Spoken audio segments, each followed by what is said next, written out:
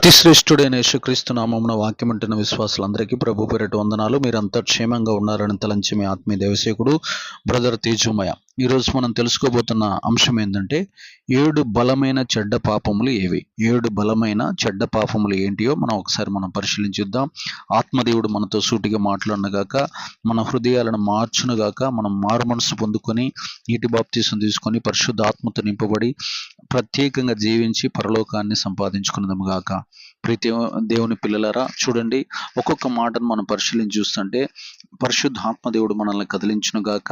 మన లోపల ఉన్న దురాశలు, మన లోపల ఉన్న దుర్గుణాలు, మన లోపల ఉన్న సాతాను లక్షణాలు, మన లోపల ఉన్న సాతాను వ్యసనాలు, సాతాను తంత్రాలు, సాతాను కుయుక్తులు, సాతాను కుట్రలు ఏవైతే మన శరీరంలో పనిచేస్తున్నాయో అవన్నీ కాలి ఊడిదైపోవునుగాక. అవి పిట్టల వలె ఎగిరిపోవునుగాక. మనల్ని వదిలిపెట్టి బయటికి వెళ్ళిపోయి మనం పరిశుద్ధులుగా, నీతిమంతులుగా, ఆత్మీయులుగా, అభిషిక్తులుగా, పరిశుద్ధులుగా, పరిపూర్ణులుగా మార్చబడదము గాక. ప్రియ దేవుని బిడ్డలారా, చూడండి, గలతీయులకు రాసిన పత్రిక 5వ అధ్యాయము 19వ వచనాన్ని ఒకసారి మనం చూస్తే, శరీర కార్యములు స్పష్టమై ఉన్నవి, అవేమనగా జారత్వము, అపవిత్రత, కామకత్వము, విగ్రహారాధన, అభిచారము, ద్వేషములు, కలహము, మత్సరములు, క్రోధములు, కక్షలు, భేదములు, విమతములు, అసూయలు, మత్తతులు, అల్లరితో కూడిన ఆటపాటలు మొదలగునవి. వీటిని గూర్చి నేను మునుపు చెప్పిన ప్రకారము ఇట్టి వాటిని చేయువారు దేవుని రాజ్యమును స్వతంత్రించుకొనరని మీతో స్పష్టంగా చెప్పుచున్నాను. దేవునికి మహిమ, ఘనత, ప్రభావములు కలుగునుగాక. వీటిల్లో 7 బలమైన చెడ్డ పాపాల్లో బలమైన ఏంటంటే అపవిత్రత. ఈ అపవిత్రత ఎలాగ ఒక మనిషి దగ్గరకు వస్తుందంటే చెడ్డ పుస్తకాల ద్వారా, సినిమాల ద్వారా, టీవీ సీరియల్స్ ద్వారా, ఇంటర్నెట్ ద్వారా, అశ్లీలత దృశ్యాలు, అశ్లీలత వీడియోల ద్వారా మనిషి లోపలికి అపవిత్రత టన్నులుగా ప్రవేశించి మనిషిని అపవిత్రపరిచి మనిషిని పరలోకం వెళ్లకుండా, దేవుని దర్శనాలు చూడకుండా, దేవుని ప్రత్యక్షతలు పొందకుండా, దేవుని స్వరం వినకుండా, దేవుని యొక్క మహిమను కళ్ళతో చూడకుండా అపవిత్రులుగా మార్చివేసి ఈ భూలోకంలో ఉన్న మనుషుల్ని పాతాళానికి ఈడ్చుకొని పోయేది ఈ అపవిత్రత. ఈ అపవిత్రత పోయేలాగా మనము ఉపవాసాలుండి ప్రార్థన చేయాలి. ఈ అపవిత్రతకే మరొక పేరు కాముకత్వం. ఈ కాముకత్వము విడిగా ఈ లోపల కాముకత్వపు దురాత్మల మనిషి లోపల దూరి మనిషిని చెడగొడుతూ, మనిషిని ఉద్రేకపరుస్తూ, మనిషిని రెచ్చగొడుతూ అనేకపు చెడ్డ ఊహలలో, చెడ్డ ఆలోచనలలో, చెడ్డ తలంపులతో ఏది పడితే అది చేయటానికి ఎన్ని రకాలైనటువంటి చీకటి పాపాలైనా, రహస్య పాపాలైనా, దేవునికి వ్యతిరేకంగా చేసేటటువంటి అనేక రకాలైన జారత్వపు, వ్యభిచారపు, కాముకత్వపు క్రియలు చేసేలా ఈ అపవిత్రాత్మలు మనిషి మీద దాడి చేసి యేసు యొక్క రక్తాన్ని, యేసు యొక్క నామాన్ని, యేసు యొక్క శిలువ త్యాగాన్ని, యేసు ప్రభు వారి యొక్క పరిశుద్ధతను దెబ్బతీయటానికి ఈ అపవిత్రాత్మలు పనిచేస్తుంటాయి. ఈ అపవిత్రతను మన ఇంటిలో నుంచి, మన వంశం మీద నుంచి, మన తరం మీద నుంచి, మన జీవితం మీద నుంచి తరిమి కొట్టుకోవాల్సిన భారము, బాధ్యత మన మీద ఉంది. అది ప్రార్థనలో కూర్చుంటేనే పోతుంది. గంటల ప్రార్థనలో కూర్చొని దర్శనాలు కనిపెట్టి దేవుని దగ్గర, ప్రభువా నాతో నువ్వు మాట్లాడు, నా యొక్క దరిద్రము, నా యొక్క అపవిత్రత, నా తరముల యొక్క అపవిత్రత నా మీద పడకుండా నన్ను విడిపించమని ఎవరైతే కన్నీరు కార్చి మొరపెడతారో ఆ కాముకత్వపు ఆత్మ, ఆ జారత్వపు ఆత్మ, ఆ వ్యభిచారపు ఆత్మ, ఆ అపవిత్ర ఆత్మ మనల్ని వదిలిపెట్టి వెళ్ళిపోతుంది. ఒకవేళ అలాగ మనం ప్రార్థన చేసుకోకపోతే అది మన లోపలే ఉండి మన సేవా జీవితాన్ని, మన జీవితాన్ని, మన యొక్క వ్యాపార జీవితాన్ని, మన కుటుంబ జీవితాన్ని, మన గృహస్థు జీవితాన్ని, మన దాంపత్య జీవితాన్ని సర్వనాశనం చేయడానికి అపవిత్రాత్మలు బాగా పనిచేస్తూ ఉంటాయి. కాబట్టి ప్రియ దేవుని పిల్లలారా, ఈ కాముకత్వపు ఆత్మ నుంచి, ఈ అపవిత్రాత్మలన్నిటిలో నుంచి మనం ప్రత్యేకంగా ఉండాలి. యేసు ప్రభువారు ఎలా అయితే తన శరీరంలోనికి అపవిత్రత రాకుండా ప్రత్యేకంగా 33.5 సంవత్సరాలు జీవించాడో అలాంటి పరిశుద్ధతలో మనం మండుచున్నప్పుడు మనల్ని కూడా అపవిత్రాత్మలు ముట్టుకోకుండా ఉండును గాక. మనం ఆ చెడ్డ పాపాలన్నిటినీ జయించదము గాక. ఇక రెండోది ఏంటంటే తీతుకు రాసిన పత్రిక 1వ అధ్యాయం 12వ వచనం ఒకసారి మనం చూస్తే అక్కడ ఒక మాట మనం పరిశీలిద్దాం. 1:12 ఒకసారి మనం చూద్దాం. వారిలో ఒకడు అనగా వారి సొంత ప్రవక్తలలో ఒకడు ఇట్లనెను, క్రేతీయులు ఎల్లప్పుడూ అబద్ధికులను, దుష్టమృగములను, సోమరులను, తిండిబోతులనై ఉన్నారు. చూడండి, ఇక్కడ రెండో అంశాన్ని మనం కనుక చూస్తే కడుపునే దేవుడిగా బైబిల్లో 3 దేవుళ్ళు ఉన్నారు. ఒకటి పరలోకంలో ఉన్న దేవుడు, రెండోది డబ్బే వారికి దేవుడిగా పెట్టుకున్న వారు కొంతమంది ఉన్నారు, మూడోది కడుపే వారికి దేవుడిగా పెట్టుకుని జీవించేవారు కొంతమంది ఉన్నారు. అయితే ఈ కడుపును, ఈ కుండ వలె మార్చుకొని ఆ కుండలోనికి అది చిన్న కుండ వలె పెద్ద కుండ వలె అగేంత వరకు కూడా తింటూ తాగుతూ ఎప్పుడు తిండి మీద దాస. ఉదయము మధ్యాహ్నం సాయంత్రం ఏం వండుకుందామా, ఏం తిందామా, ఎవరింటికి వెళ్దామా, ఎక్కడికి పోదామా అని ఆ కడుపుని ఆసరాగా చేసుకొని ఆ కడుపును తృప్తిపరచడానికి, ఆ కడుపు చెప్పే మాటలే విని దాన్ని ఎంత దూరమైన తీసుకెళ్ళి దాన్ని తృప్తిపరచడానికి, దాన్ని ఆనందపరచేయడానికి ప్రయత్నం చేస్తారు. కానీ దేవుడి కోసం ఉపవాసాలు, దేవుని యొక్క రాజ్యం కోసం, తన యొక్క తిండిబోత్తనాన్ని వదిలించుకోవటానికి, ఆ తిండి నుండి విడుదల పొందటానికి దేవుడి దగ్గర వాక్యాలు విని ఆ వాక్యాల చేత శుద్ధి చేయబడి ఆ తిండిబోతు ఆత్మ నుండి ఆ యొక్క ప్రేగులను, ఆ యొక్క శరీరాన్ని విడుదల పొందటానికి ఎవరు ప్రయత్నం చేయట్లా. ఈ తిండిబోతుతనం కూడా చాలా ప్రమాదకరమైనది. ఒక్కొక్కరు ఒక రోజు తిన్న తిండి 3-4 రోజులు కడుపులో దాచిపెట్టుకొని వారు అతిగా తిని వారి జీవితాలను చెడ్డ సాక్ష్యాలతో నింపుకుంటున్నారు, భ్రష్టత్వంతో నిండిపోతున్నారు. ఏ తిండి అయితే దేవుడు అసహించుకుంటాడో, రోజులు ఉపవాసాలు ఉన్నాడు యేసు ప్రభువారు అలా ఉండలేక, ఆ శరీరాన్ని జయించలేక, ఆ శరీరానికి బానిసలైపోయి శరీర సంబంధాలుగా జీవించి సోమరులుగా జీవిస్తూ పడుకొని నిద్రపోతూ తర్వాత దుష్ట మృగములై ఎల్లప్పుడూ అబద్ధాలు ఆడుతూ జీవించేటటువంటి జీవితాలు ఎంతో మందికి ఉన్నాయని క్రేతీయుల గురించి ఇక్కడ రాశాడు తీతు గారు. చూడండి ప్రియదేవుని బిడ్డలారా, అపోస్తలుడైన పౌలు తీతుకు రాసిన పత్రికలో ఈ మాటలు రాయబడి ఉన్నాయి. పౌలు గారు తీతుకి ఈ పత్రిక రాస్తూ క్రేతీయులు ఎలాంటి వారో ఆ 4 లక్షణాల వరకు తెలియజేస్తారు. దుష్ట మృగములు హాని చేసేటటువంటి వారు, అబద్ధాలు ఆడేవారు, సోమరులుగా ఉండేవారు, తిండిబోతులై ఉన్నారని చెప్పి వారి గురించి క్లియర్గా రాసినట్లు తీతుకు రాసిన పత్రిక 1:12 తెలియజేస్తుంది. తిండిబోతుతనంలో ప్రసిద్ధులు కూడా దేవునికి అసహ్యత కలిగించే వారిగా ఉంటారు. దేవుడు వారి మీద దృష్టి పెట్టడు, దేవుడు వారి వైపు చూడరు. ఎందుకంటే వారు భూ సంబంధమైన వాటి వైపే చూస్తారు. వారు భూ సంబంధమైన తిండి, ఆ తృప్తి కోసం పరుగులు తీస్తారు, ఆ సుఖం కోసం పరుగులు తీస్తారు. కాబట్టి వారి వైపు దేవుడు చూడడు, వారిని దేవుడు ఆశీర్వదించడు. వారి శరీర సంబంధాలు కాబట్టి వారిని లెక్క చేయడు, వారిని దృష్టి పెట్టడు, వారి యందు లక్ష్యం ఉంచడు.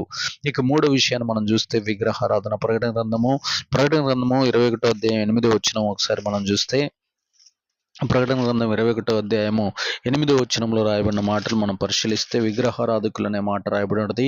పిరికివారును, అవిశ్వాసులను, అసహ్యులను, నరహంతకులను, వ్యభిచారులను, మాంత్రికులను, విగ్రహారాధికులను, అబద్ధికులందరూ అగ్నిగంధకములతో మండుగుండంలో పాలు పొందుదురు. ఇది 2వ మరణం అని రాయబడింది. విగ్రహారాధన రాయి, బొమ్మ, విగ్రహము, కొయ్య, ధనాపేక్ష, ధనాన్ని డబ్బునే విగ్రహంగా పెట్టుకుని బతికేవారు, కులాన్ని విగ్రహంగా పెట్టుకుని బతికేవారు, మతాన్ని విగ్రహంగా పెట్టుకుని బతికేవారు, తర్వాత పదవిని విగ్రహంగా పెట్టుకుని బతికేవారు, తర్వాత తల్లిదండ్రులను, లేకపోతే బంధువులను, స్నేహితులను, రాజకీయ నాయకులను, ఆటగాళ్లను, సినిమా వాళ్ళను విగ్రహాలుగా పెట్టుకుని బ్రతికే వాళ్ళంతా, ఇలాగ విగ్రహారాధికులంతా కూడా ఆరని అగ్నిగుండానికి వెళ్ళిపోతారని, వారు సొంత రాళ్లతో, చెక్కలతో, బొమ్మతో, ఆ తర్వాత వారి కల్పితమైన కథలతో, ఊహలతో, వారి యొక్క సొంత చేతులతో, కంసాలులతో, లేకపోతే ప్రకృతిలో ఉన్న అందమైన పక్షులతో, జంతువులతో, జలచరములతో ఆకారాలు చేసుకొని వారు సొంతగా దేవుళ్ళని నిర్మించుకొని వారికి ఇష్టం వచ్చినట్లు దేవుడు ఇలా ఉంటాడని క్రియేట్ చేసుకొని వాటికి సాగిలి పడితే అలాంటి వారంతా శిక్షకు అర్హులు. వాటికి సాగిలి పడకూడదు, వాటికి నమస్కరించకూడదు, వాటికి పూజించకూడదు, వాటిని దేవుడిగా దైవత్వం ఆపాదించకూడదు. అలా ఆపాదిస్తే వారు ఖచ్చితంగా నరకానికి వెళ్తారు. నిజమైన దేవుణ్ణి వెతకాలి, నిజమైన దేవుడు ఎక్కడ ఉంటాడో తెలుసుకోవాలి, నిజమైన దేవుని పరిశుద్ధ లక్షణాలు తెలుసుకోవాలి.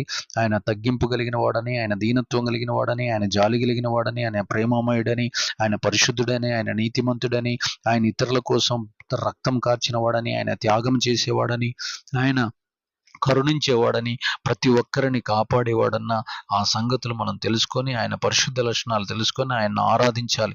విగ్రహాలను పక్కన పెట్టాలి. విగ్రహారాధన చేయు వారంతా కూడా చెడ్డ పాపం చేస్తున్నారు. బలమైన చెడ్డ పాపాల్లో 3వ చెడ్డ పాపం విగ్రహారాధన.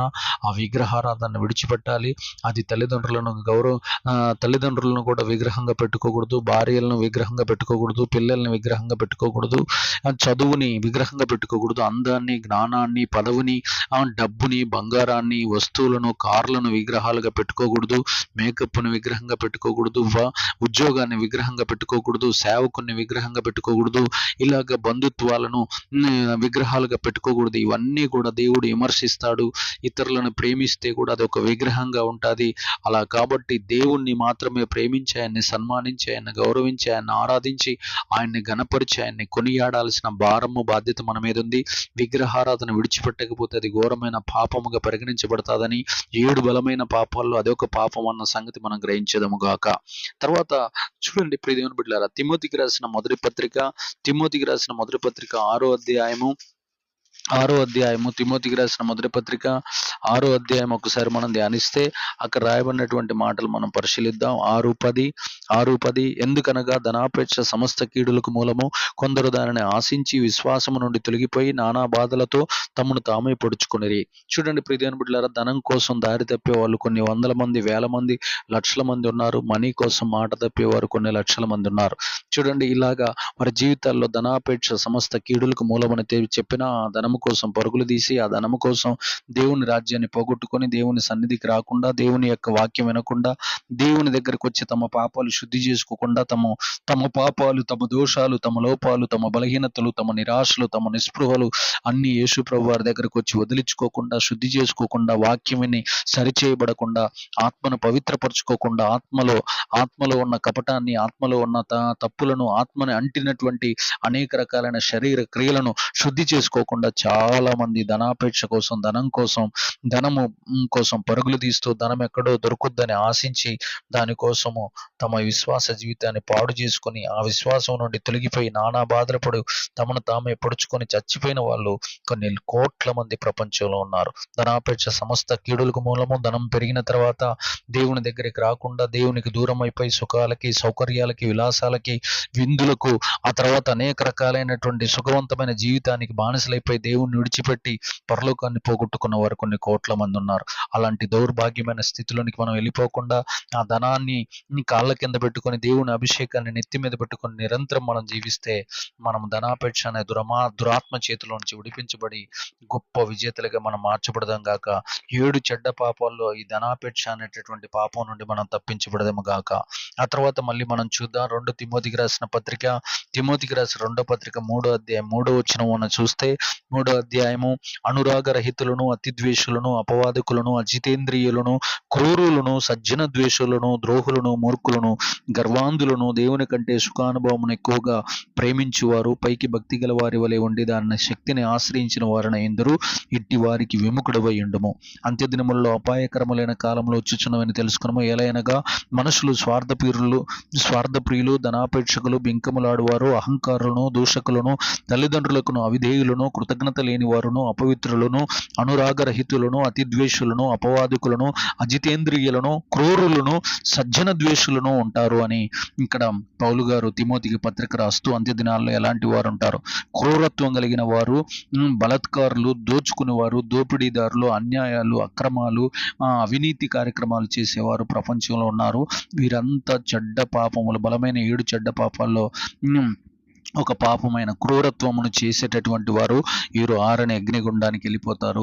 వీరంతా కూడా వారి యొక్క మాట కోసం, వారి యొక్క డబ్బు కోసం, వారి యొక్క పదవి కోసం, వారి యొక్క అధికారం కోసం, వారి యొక్క పెత్తనం కోసం ఇతరులను తొక్కివేస్తూ, అణిచివేస్తూ, నిందలు వేస్తూ, అనేక మందిని గాయపరుస్తూ, జాలి లేకుండా, కనికరం లేకుండా, దయ లేకుండా, ప్రేమ లేకుండా కఠినులుగా వ్యవహరిస్తూ, ఇతరులను బాధపరుస్తూ, ఇతరులను ఏడిపిస్తూ, ఇతరులను హింసిస్తూ, ఇతరుల యొక్క మనసులను ఖూనీ చేస్తూ, కుతికలు కోస్తూ, ఇతరులను అనేక రకాలుగా హింసిస్తూ ఉంటారు. వీరంతా కూడా నరకానికి వారసులు. వీరంతా దేవుని తీర్పు సింహాసనం ముందు వీళ్ళంతా కూడా ఆరని అగ్నిగుండానికి వెళ్ళిపోతారు. పరిశుద్ధుల ముసుగులో, దేవుని సంఘస్థుల ముసుగులో, విశ్వాసుల ముసుగులో, సేవకుల ముసుగులో ఇవన్నీ కుతికలు కోస్తూ ఉండేటటువంటి వారంతా నరకానికి వారసులు. వారిని దేవుడు విడిచిపెట్టడు. ఇలాంటి క్రూరత్వం కలిగిన వారు, ఇతరుల కోసం ప్రార్థన చేయకుండా, కన్నీరు కార్చకుండా, విజ్ఞాపనలు చేయకుండా, సుఖవంతమైన జీవితాలు జీవిస్తున్నటువంటి బిషప్లు, డాక్టర్లు, తర్వాత రెవరెండ్లు, వీరంతా కూడా క్రూరాతి క్రూరమైన పరిచయులు, సద్దుకైలు, వీరంతా బలమైనటువంటి పాపాలు చేసేవారు. వీరంతా ఆరని అగ్నిగుండానికి అర్హులవుతారు. ఈ రేపొద్దున దేవుని తీర్పు సింహాసనం ముందు వీరు గంటివేయబడతారు. యుగ యుగాలు ఆరని అగ్నిగుండంలో కాలిపోవటానికి అర్హత సంపాదించుకున్న వారై పెద్ద పెద్ద పోస్టుల్లో బిగించబడి ఆ సింహాసనాల మీద కూర్చొని వారు జీవిస్తున్నారు. వారందరినీ దేవుడు లెక్కడిగినప్పుడు వారు రేపొద్దున ఆరని అగ్నిగుండంలో తిప్పలబడతారు. చూడండి ప్రియమైన బిడ్డలారా, ఈ క్రూరత్వాన్ని విడిచిపెట్టాలి. ప్రతి ఒక్క విశ్వాసి, ప్రతి ఒక్క దైవజనుడు, ప్రతి ఒక్క మనిషి క్రూరత్వాన్ని విడిచిపెట్టకపోతే ఒక ఫరో సైన్యములాగా, ఒక నెబుకద్నెజర్ లాగా, ఒక భయంకరమైనటువంటి దేవుని చేత ఎంతమంది దుష్టులైతే కూలిపోయారో బైబిల్లో, ఆ దుష్టులు అందరిలాగా అపవాదిలాగా కూలిపోయి ఆరని అగ్నిగుండానికి వారసులు అవుతారు. ఈ క్రూరత్వాన్ని విడిచిపెట్టాలి. ఆ తర్వాత ప్రకటన గ్రంథం 21:8 మనం చూస్తే అక్కడ అబద్ధాలాడు వారని రాయబడింది. ఈ అబద్ధికులందరూ ఆ అగ్ని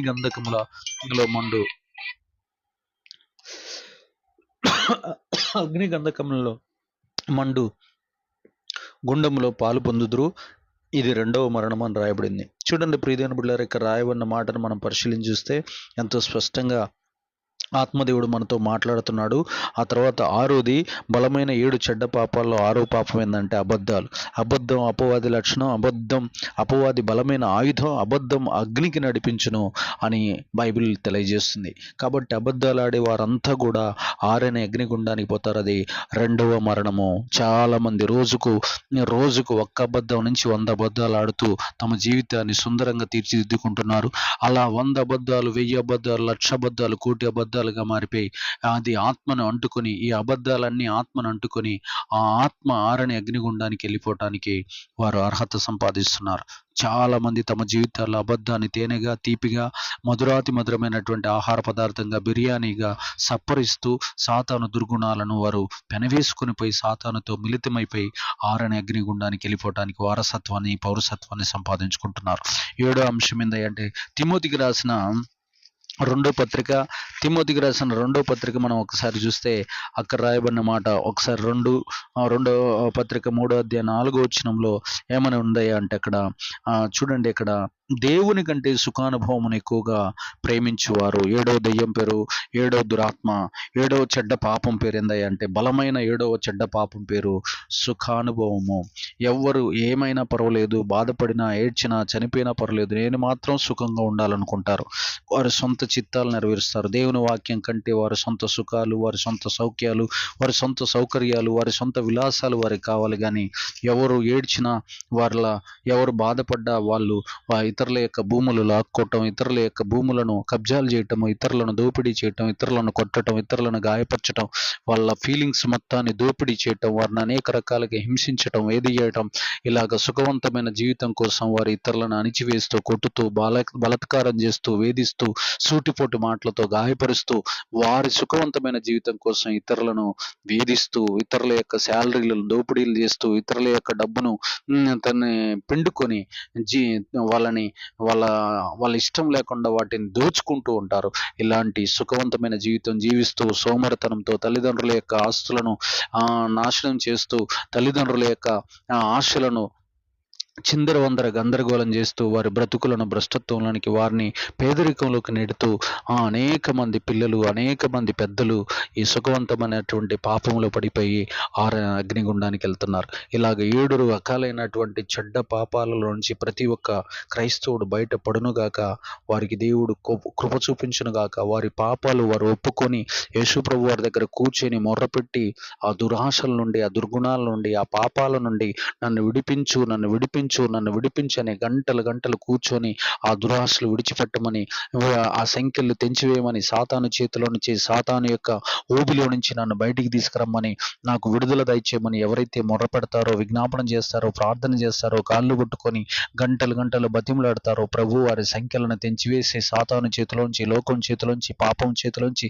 శరీర దురాశల చేతిలోంచి, శరీర దుష్టు గుణాల చేతిలో నుంచి, శరీర ఇచ్చల చేతిలో నుంచి, శరీర యొక్క బలహీనతల చేతిలో నుంచి మనల్ని విడిపిస్తాడు. ప్రాణాశల చేతిలో నుంచి ఆయన మనల్ని విడిపించి స్వేచ్ఛనిచ్చి స్వాతంత్రం ఇచ్చి అప్పుల నుండి, ఆర్థిక ఇబ్బందుల నుండి, దరిద్రము నుండి మనల్ని విడిపించి శాంతి, సమాధానము, నెమ్మది, సంతోషము, ప్రేమ, ఆప్యాయత, అనురాగము, మమకారము, దైవత్వము, దీవెనలు, దీర్ఘశాంతము, దైవికమైన దీవెనల వర్షము, ఆత్మీయత, అనురాగము, మమకారము, ప్రేమను మన మీద కుమ్మరించి మనల్ని అన్ని కోణాల్లో వర్ధిల్లింపచేసి స్థిరపరచు వర్ధిల్లింప చేయనుగాక. ఆమేన్.